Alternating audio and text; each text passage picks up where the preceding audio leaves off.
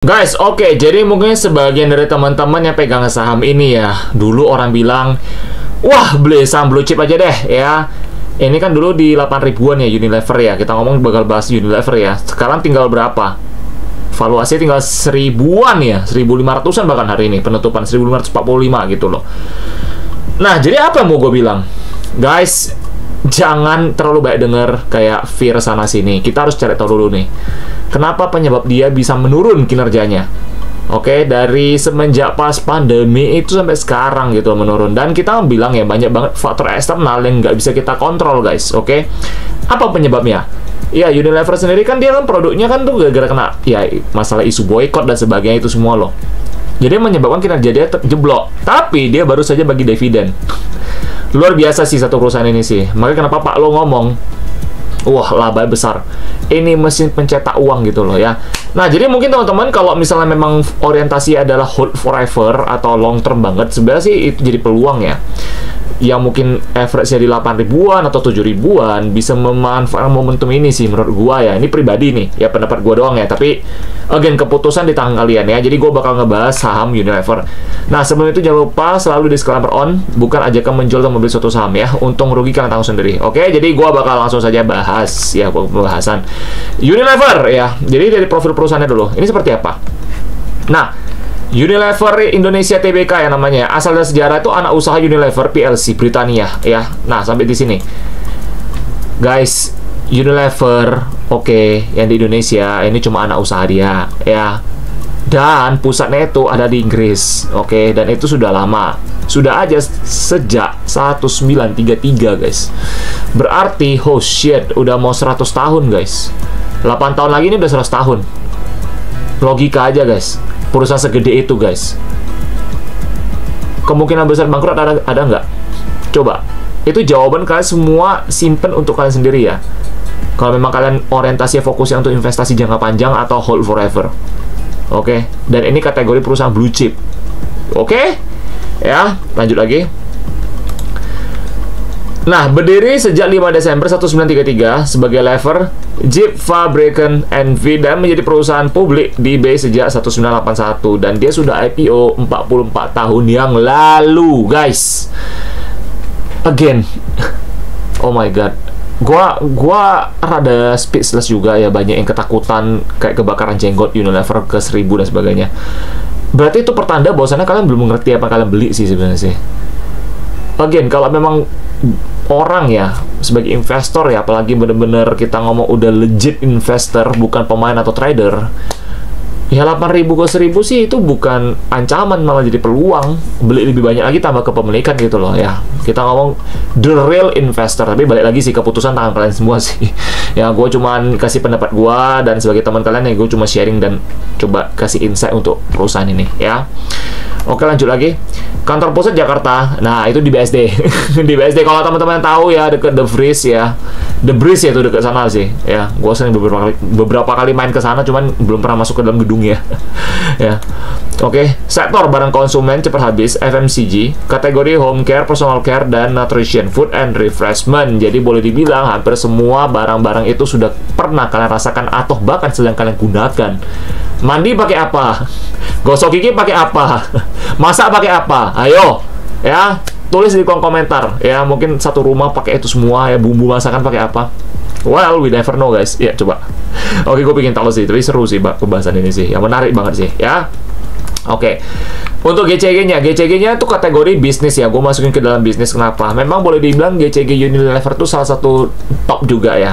Selain Astra atau perusahaan-perusahaan blue chip lain ya, dia merupakan salah satu GCG yang oke ya, yang boleh dibilang top juga. Kenapa? Ini gue ngulang 2 kali sih biar kalian lebih cerah lagi ya. Bayangin aja ya, perusahaan memang lagi menurun nih. Dia bilang kinerja lah kita ngomong karena ada boykot dan sebagainya gitu. Cuma dia masih bisa bagi dividen, guys. Oh my god, how strong is this, you know? Oke, labanya masih triliunan lagi. Lanjut dulu lagi. Nah, masih tergolong GCG, klasifikasi GCG baik meski terus melakukan restrukturisasi dan transformasi operasional. Nah, transformasi ini adalah efisiensi sih, lebih tepatnya sih. Akibat perang di luar sana, guys, bahan baku itu naik semua. Oke. bahan baku naik, otomatis kita nggak bisa terlalu ekspansi terlalu banyak. Kenapa? Kita juga lihat fakta lapangannya. Penjualan kita tuh menurun juga. Kalau kita terlalu jor-joran juga, ibarat kata kita beli bahan baku di harga tinggi, kalau penjualan nggak mencapai target, itu kan sama saja dengan cut loss juga sih. Jadi pendapatan itu sama beban itu lebih gede beban daripada pendapatan jatuhnya.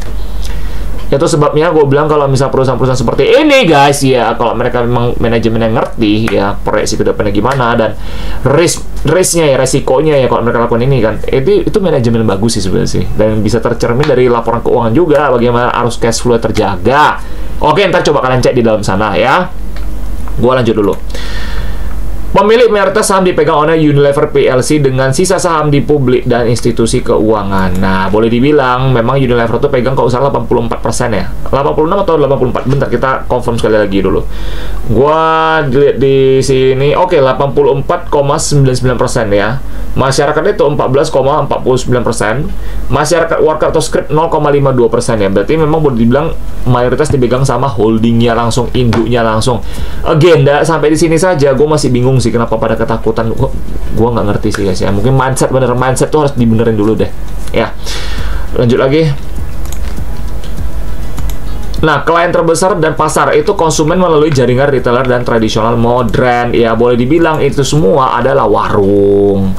Terus retailer kan banyak tuh di luar sana, ada supermarket, ada hypermart, ya mungkin Alfamart, Indomaret dan makanya come on man.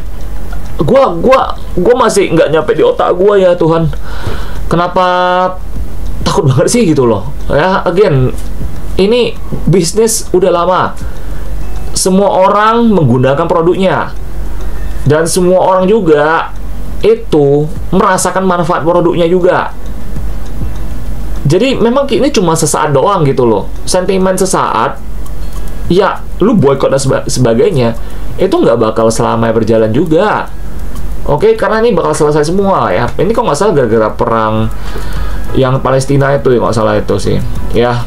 Nah, kita lanjut lagi teman. Gue nggak tahu sih perang terlalu banyak di luar sana ya. Memang itu membuat harga bahan baku naik semua. Beberapa brand juga diboykot dan sebagainya. Itu memang menyebabkan tekanan di pendapatan dan di bisnis mereka juga sih sebenarnya sih guys ya. Jadi apakah bisnis lain nggak kena? Ya yang lain juga kena sih. Kalau misalnya contoh perusahaan roti nih, dia butuh apa bahan bakunya, gandum dan sebagainya, kan bakal naik sih. Atau enggak sunflower seed juga, minyak bunga matahari, itu naik semua tuh nanti. Bahan baku itu kalau terjadi perang dan sebagainya itu bakal naik ya. Jadi mereka kalau pendapatan mereka turun juga make sense saja. Oke. Next. Oke. Asetnya adalah di 2022 itu dolar 1,73 miliar ya. Berarti kira-kira IDR 16,7 triliun ya. 2023 itu kira-kira 15 triliun. Asetnya itu di 2024 itu kira-kira 16 triliun juga ya. Jadi marginan rasio gross margin 42-49 EBIT menurun di 2024, pulih di kuartal 1 2025 menjadi 17% EBIT. Berarti dia ada perbaikan sedikit sih, nggak terlalu banyak juga guys ya. Again, harus tahu penyebabnya kenapa dia bisa menurun kinerjanya ya. Harusnya dari sampai sini sih harusnya udah clear sih visionnya sih, udah clear mainnya atau apa gitu ya. Cuma kalau masih belum bisa clear lagi ya ada something wrong dengan diri kalian sih ya. Pokoknya itu pertanyaan harus kalian jawab untuk diri kalian sendiri kalau sudah nonton sampai di sini. Pertanyaan pertama, lu itu tujuannya di bursa mau ngapain? Pertanyaan pertama. Oke, lu mau jadi investor, trader atau pemain? Pemain. Pertanyaan pertama. Kedua, apa yang lu mau dapat dari saham ini? Tujuan lu apa dulu nih? Tujuan pertama tadi kan itu. Tujuan kedua adalah ya apa? Why? Kalau memang nggak yakin kenapa lu beli saham ini gitu loh. Oke? Ingat, itu dua pertanyaan buat kalian sendiri, kalian simpan sendiri. Gak usah kasih tau gua ya. Itu kalian kasih tau sendiri. Ya, oke. Lanjut lagi. Nah, ini proyek terbesar dia adalah ini guys. Mungkin sebagian teman-teman nggak tahu ya, atau mungkin ada yang udah tahu juga. Sahabat Warung. Nah, Sahabat Warungnya setelah gua telusuri lebih mendalam lagi dan gua cek lagi, ini salah satu proyek terbesarnya si Unilever menurut gua guys. Dikira mereka tuh pasif, penurunan turun dan sebagainya. Kagak.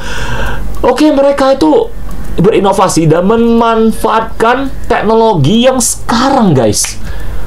Oke, mereka tuh ada aplikasi nama Sahabat Warung, di mana mereka itu tujuannya adalah untuk menggapai warung-warung kecil. Jadi supaya warung-warung kecil ini bisa stok barang ya dari langsung perusahaan Unilever tanpa harus melalui third party. Jadi bisa jadi lebih murah. Berarti jatuhnya apa? Grosir. Ini juga memompa UMKM jatuhnya, guys. Ayo, pada masih belum tahu nih. That's why kita harus mengerti yang kita beli. Ya, makanya kenapa teman-teman yang dulu, kalau misalnya teman-teman pemula atau benar-benar yang masih awam banget ya, kenapa selalu direkomendasikan blue chip? Ya, karena memang blue chip itu udah terbukti di lapangan. Secara GCG juga, secara bisnis juga, secara perusahaan, secara kinerja, tren dia selama 10 bahkan 20 tahun di bursa. Sudah melalui banyak krisis, ya, apapun itu sudah dilalui, tapi masih bisa mencetak laba. Lu bayangin, Unilever. Mau kena hujat, mau kena apa-apain pun, boykot pun, 1,24 triliun. So, it doesn't make any sense. Ada yang labanya cuma ratusan M atau bahkan minus, tapi market cap dia bisa sampai 800-an triliun. Itu gila. Dan orang lebih milih itu. There's something wrong with you guys, man. Dan kalau misalkan kita ngomong kayak gini, ya kalau ngomong saham kayak gini ya, kebanyakan orang, lu mau, ada orang bilang ya, beli saham Unilever kayak gini, kapan kayanya atau apa gitu loh. Again, kayak gue bilang, pertanyaan buat kalian semua, kalian tuh tujuannya apa sih? Tujuan dulu di sini. Karena banyak tujuan orang, ya, ada yang menjadi investor, memang dia mau warisin ke keluarga dia, ada yang memang mau main doang, cari uang receh, atau ada yang memang mau trading doang, jadi apa, profesi, jadi gitu loh, kayak profesi dia lah.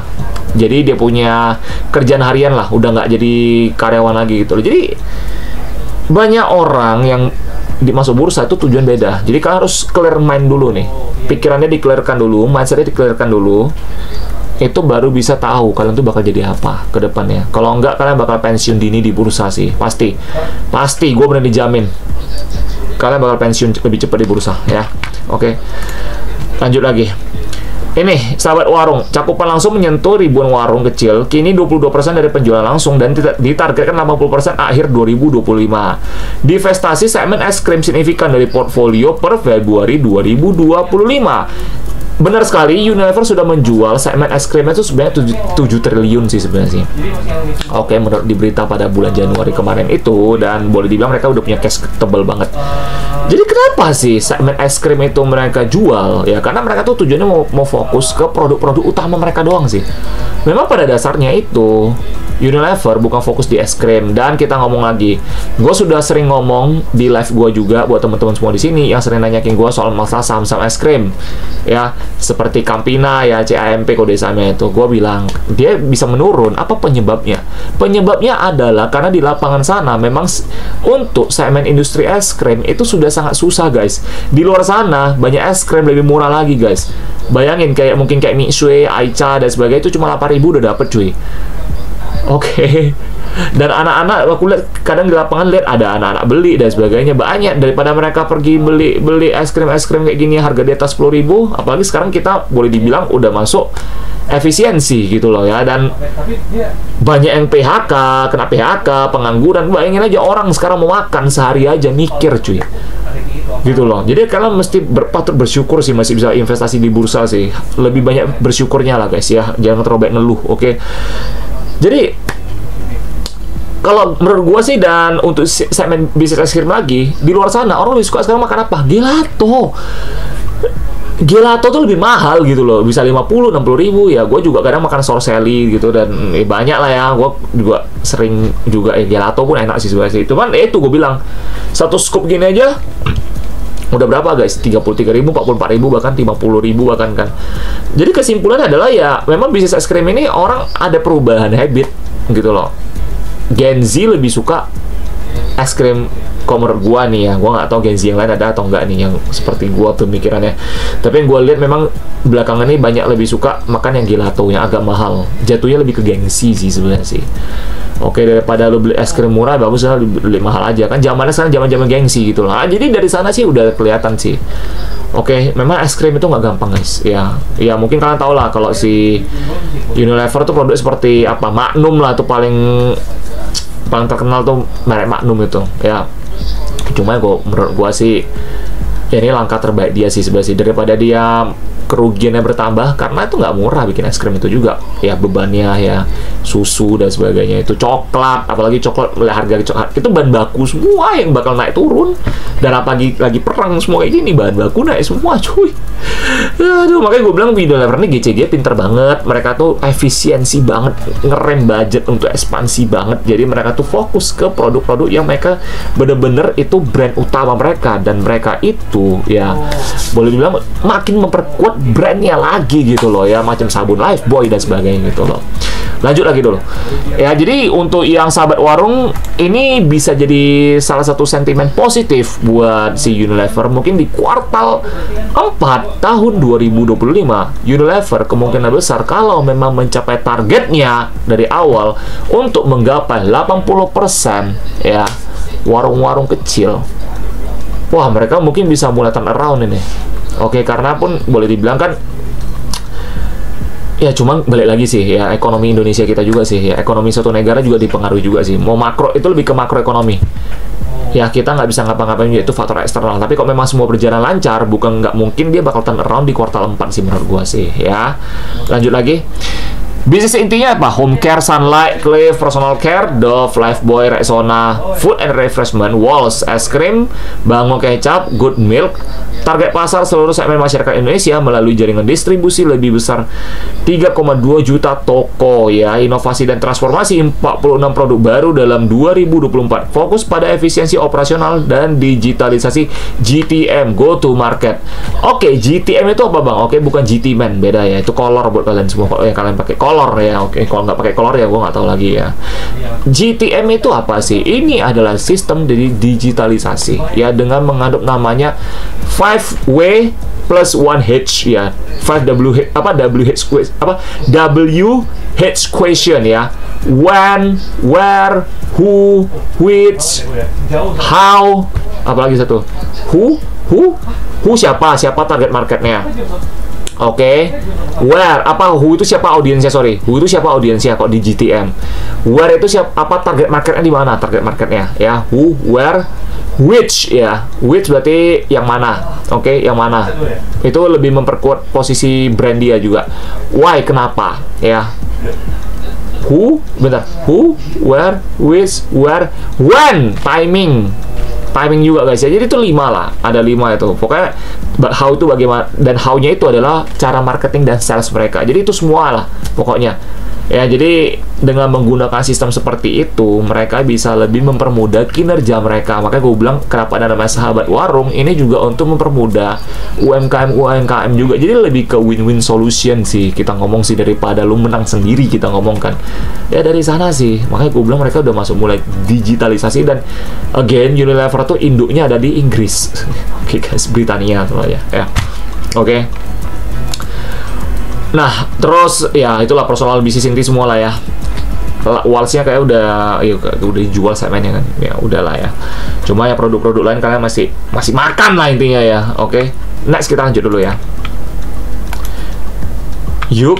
Nah, secara valuasi boleh dibilang untuk PE itu 11,91 kali, PBV 17,44 kali, dan penutupan per tanggal 4 Juli 2025 adalah 1.545. Pendapatan 2024 itu adalah 35 triliun. Laba bersih 2024 adalah 3,4 triliun. So, kesimpulannya apa? Ya, memang kita ngomong sekali lagi ya, di kuartal 5 ini dia memang menurun lagi kinerja dia, dan ini sebenarnya bukan apa sinyal positif ya sebenarnya. Tapi kita sudah tahu kenapa masalah dia gitu loh, jadi nggak ada masalah sih sebenarnya. Yang penting lo tahu aja kenapa, penyebabnya apa. Oke, dan dia masih bisa mencetak laba 1,24 triliun. Again, ada perusahaan yang cuma laba berapa aja bisa dihajar seratusan triliun pakai cap, dia agak lain sih menurut gua sih ya. Jadi ya yang ya nggak usah aneh-aneh lah ya, kembali ke analisa masing-masing ya, kembali lagi ke basic lah kita ngomong lah. Oke guys, ya kalau yang FOMO kita nggak tahu lah ya. Oke, jadi kalau menurut gua sih pribadi sih ya secara valuasi memang dia itu udah kategori mahal sih sebenarnya sih, premium value lah. Ya, secara PBV itu premium banget sih udah sih. Tapi secara PE, kalau PE kita ngomongkan kalau mau yang benar-benar fair itu kan berarti PE 10 kali moderate ya, 15 kali moderate. Dia ini PE-nya 11 kali, berarti dia masih ya untuk secara PE valuasi dia masih kategori konservatif lah menurut gua. Makanya kenapa nih saham blue chip kan konservatif banget sih menurut gua sih. Jadi ya nggak murah nggak mahal, tapi mahal banget sih sebelah si Unilever ini sih ya, karena memang kinerja juga bagus. Oke, dan asetnya ya lah asetnya lumayan juga gitu ya, termasuk utangnya sih sebenarnya sih. Oke, lanjut dulu. Nah, prospek kedepannya apa? Kuartal 1 2025 menunjukkan margin EBIT membaik 17% akibat distribusi langsung dan efisiensi bahan baku. Tadi gue udah ngomong di awal soal itu. Ada alasan juga mereka ngejual semen es krim ya, divestasi juga. Itu salah satu juga mengurangi bahan baku. Ya pasti mereka lebih mau menyelamatkan bisnis mereka dulu, ekspansi entar dulu. Ya, kita punya pokoknya di bisnis itu lagi tertekan banget ya, masalah perang yang Palestina, terus yang boykot, terus perang sana sini juga ya, yang wah naik semua lah tuh harga bahan baku. Jadi mereka tuh lebih bagus ngetahan cash dulu. Tapi mereka masih bisa bagi dividen. Sih betapa loyalnya mereka kepada pemegang saham. Apa yang harus takutin gitu loh ya menurut gue. Jadi blue chip itu bener-bener, again, yang udah nonton sampai sini harusnya sudah tahu jawaban apa ya. Coba tanyakan sama diri kalian, mau jadi investor, trader, atau pemain ya. Oke, kok jadi motivasi ya? Oke, ya masa, tapi aneh sih, mau jadi orang kaya tapi harus dimotivasi, aneh juga ya. Anjir, lanjut dulu. Target efisiensi biaya, perbaikan volume, dan digitalisasi distribusi H2 2025. Divestasi lini es krim, fokus pada kategori inti yang lebih menguntungkan. Target jangka menengah, pertumbuhan EPS dan dividend yield lebih besar, ya lebih kurang, lebih gede, 10% lah kita ngomong lah. Apakah bisa? Sebenarnya kalau menurut gua, itu sudah terjadi. Dia baru bagi dividen Rp47 kan. Oke, per lembar ya kita ngomongnya. Berarti kalau lo punya satu lot berarti lo pada 4.700, which is bentar 47 ya. Iya benar 47 nih. Kita cek dulu ya. Benar 47. Which is gede. Gede cuy. Lumayan gede cuy. Oke, bukan lumayan lagi sih, memang gede sih. Jadi dia masih royal gitu loh. 47 man. Damn, coba kita cek lagi.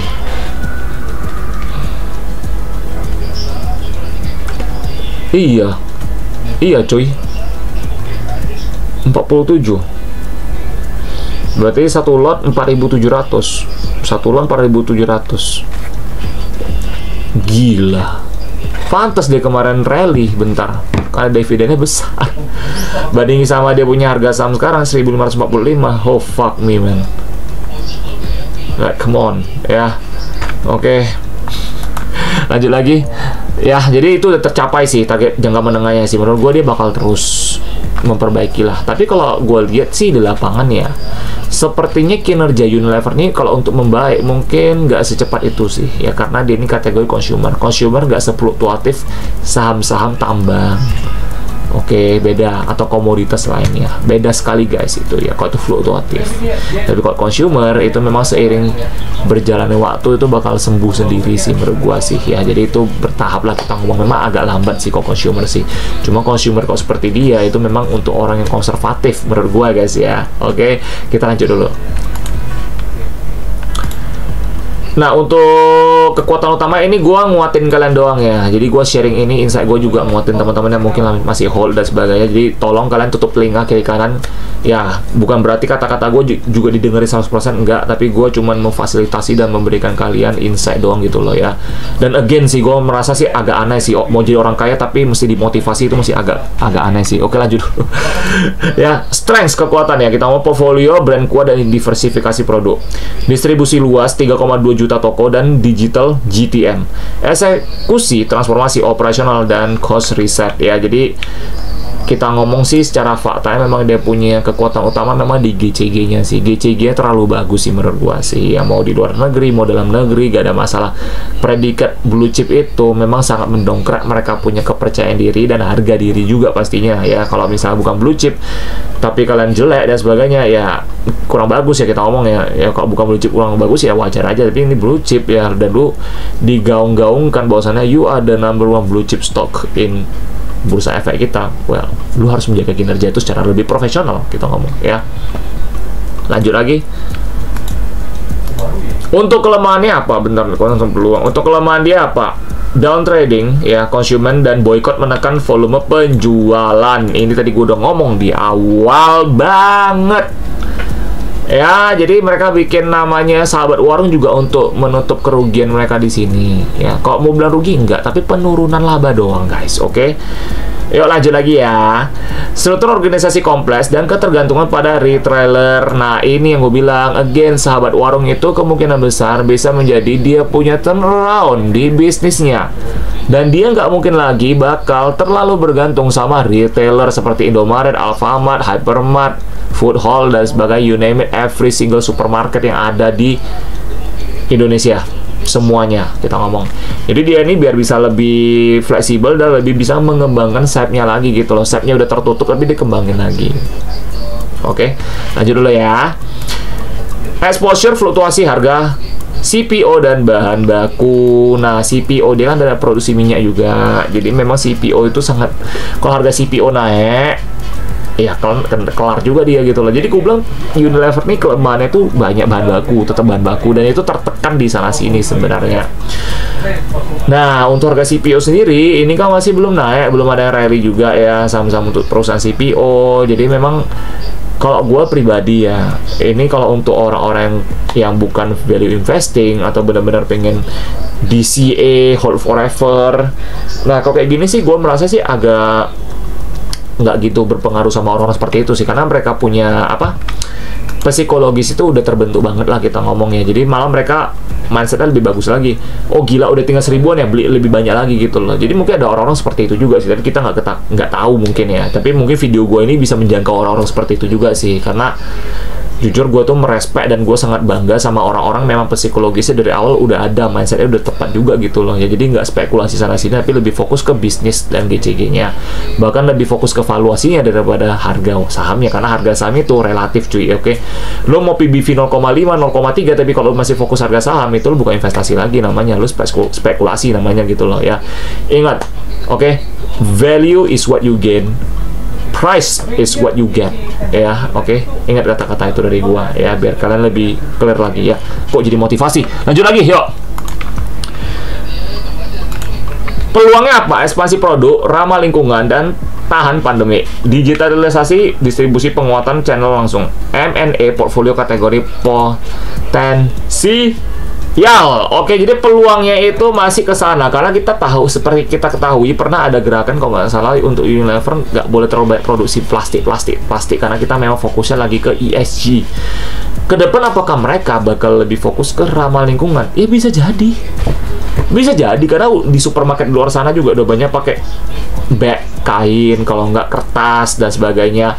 Jadi kita udah mulai adaptasi pelan-pelan ke sana, dan gue sangat mendukung gerakan ini sebenarnya sih ya, karena kasian banget banyak binatang hewan-hewan di luar sana ya, terutama untuk pet lover kita ngomong. Kadang mereka nggak sengaja makan plastik ya, atau mungkin makan limbah-limbah pembuangan orang itu, which is agak kurang efisien juga untuk lingkungan kita juga, sangat gimana bilang ya, sangat mencemari lah kita ngomong lah ya, nggak sehat jatuhnya guys ya. Jadi peluang dia masih ada banget ya. Jadi Unilever meskipun udah mentok kita ngomongin kinerja itu, dia udah mature banget lah, sudah sangat-sangat mature, tapi mungkin dalam sisi minor ini dia masih bisa berkembang guys. Oke, jadi bukan mati udah mentok dead, enggak cuy ya. Apalagi kinerja GCG Unilever kalian tahu ya, it's not a joke man, they are fucking incredible. Oke, masih bisa bagi dividen, masih loyal, dan nggak pernah skip bagi dividen. Salut gua cuy, salut gua. Oke, bandingnya sama saham yang udah rugi 400-an miliar tapi masih bisa dihajar sampai 800-an triliun, market cap-nya udah nggak pernah bagi dividen, yang gua tahu lah ya. Oke, lanjut dulu. Kok bahasa itu mulu sih ya, lanjut lagi. Nah, ancamannya apa? Tekanan ekonomi makro dan tekanan harga konsumen. Ya, persaingan dari brand lokal dan private label, risiko regulasi lingkungan dan rantai pasok. Nah, ini rantai pasok ini dalam arti apa? Ya ini gue bilang tadi. Dia terlalu berharap sama retailer di awal.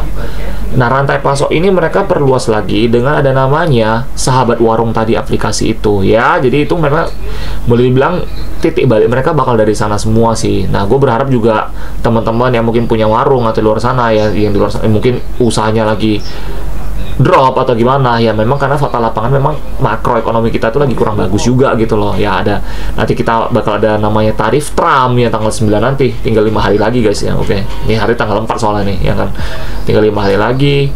Jadi banyak banget ketidakpastian itu semua ya, dan which is jadinya memang agak susah dan memberikan tekanan ke Unilever sendiri. Jadi pokoknya intinya Unilever tuh masih bakal tertekan dalam beberapa waktu dekat sih menurut kalian sih ya. Tapi mungkin kuartal 4 ada perbaikan, bisa jadi kalau dia capai target untuk menggapai UMKM dengan menggunakan aplikasi sahabat warung dia itu ya. Terus ada lagi namanya persaingan dari brand lokal dan private label. Nah, brand lokal tuh masih banyak, ada Goods ya, Garuda Food, oke, dan masih banyak lainnya sih. Kalau ada Wings Group juga ya, cuman yang gue lihat sih yang paling mepet ke dia itu kayaknya sih Garuda Food sih menurut gue sih. Garuda Food tuh paling lama sih menurut gue, sama Wings lah. Ini dua bener-bener saingan dia sih sebenarnya sih ya. Ibarat kata Aqua, Cleo, ya itu semua lah, Pristine ya, everything ya. Bahkan Fiji kita ngomong. Ya kalau Fuji mah artis beda ya, Fiji air minum, oke. Ya lanjut dulu lagi ya. Tekanan ekonomi makro, oke tadi kita udah ngomong itu. Terus next apa lagi? Nah, ini teori liar gua buat kalian semua. Ku persembahkan untuk kalian yang mungkin holder Unilever yang sudah lama banget. Again, gua salut sama kalian. Gua respect kalian punya psikologis. Gue pengen peluk kalian sih, jujur aja sih, yang mindsetnya udah bener banget ya. Gue pengen peluk kalian jujur aja, bahkan gue cium kalian mungkin ya. Oke, I love you guys man, I love you guys. Oke, kita bakal bilang ini teori liar dari gue. Skenario jika Unilever sukses memperluas kanal sahabat warung hingga mencakup 80% jaringan tradisional pada akhir 2025 dan menekan biaya distribusi hingga 15%, volume penjualan dapat meningkat lebih kurang 10-15%. Tadi gue udah ngomong di awal di situ, dan setelah gue research lebih dalam lagi, gue bikin hitung-hitungannya lagi, dia kemungkinan besar dia bisa memperlebar dia punya pendapatan juga, marginnya sih lebih tepatnya sih, dan ROE dia tetap bakal gede. Untuk sekarang saja ROE dia ya per kuartal 1 ini 146% guys. Like come on, ROE 146%, holy fuck man, damn, that's fucking insane, you know, gitu loh. Jadi again, yang benar-benar tutup telinga, nggak ngedengerin apa fear, influencer pom-pom, apapun, fear dan sebagainya, malah paksain sekalian, oh jual aja, pindah saham ke perusahaan yang ini, yang mau IPO dan come on man ya. Tetap stay sama jalan kalian, tetap stay sama keyakinan kalian, tetap stay sama pendirian kalian. Oke, ini demi kalian semua sih. Ya, kembali lagi sih, keputusan kalian sih, gue nggak ada hak ngatur kalian sih, karena ini duit-duit kalian ya. Ingat, selalu disclaimer on, untung rugi kalian tanggung sendiri sih ya, jadi nggak ada untungnya di gue juga gitu loh. Oke, karena gue juga nggak megang Unilever juga, tapi gue bikin konten ini, banyak-banyak bikin konten insight saham-saham tertentu yang gue nggak pegang juga, ya buat kalian semua sih, demi buat kalian juga sih. Ya untungnya bagus, kalau memang kalian untung dan sebagainya, ya bolehlah ketemu gue di depan, traktir makan atau apa kayak ya lanjut lagi. Margin EBIT naik menjadi 20-22%. EPS meningkat lebih kurang 30%. Market sentiment menghargai ulang valuasi. PE bisa naik dan mendorong valuasi sahamnya lagi. Simple, bisnis yang gampang dianalisa, bisnis yang nggak aneh-aneh. Ya, bukan tipe-tipe bisnis yang baru IPO bentar di better listing atau again. Ya, kita balik ke basic dulu, perkuatin basicnya dulu, barulah ya. Oke, kita mah blue-chip sama under value aja lah ya. Oke. Ya, jadi itu sih yang mau gue bilang sama kalian aja sih. Ya, semoga membantu lah. Coba gue mau dengar kalian dulu, teman-teman di luar sana yang pemula atau konservatif ya. Gue mau lihat ya pandangan kalian sama Unilever ini apa sekarang. Oke, para investor pemula dan teman-teman yang udah mungkin benar-benar investor, udah holder lama ya, yang masih apa koleksi sampai sekarang malah average down banyak gitu? Coba tulis di kolom komentar, gue mau denger sih ya. Sama apa sih teori liar kalian untuk saham ini ya? Mungkin ada something yang gue nggak tahu juga ya. Coba tulis di kolom komentar lah ya. Gue ngobrol aja, nggak usah takut ya, karena gue sayang kalian juga kok. Oke.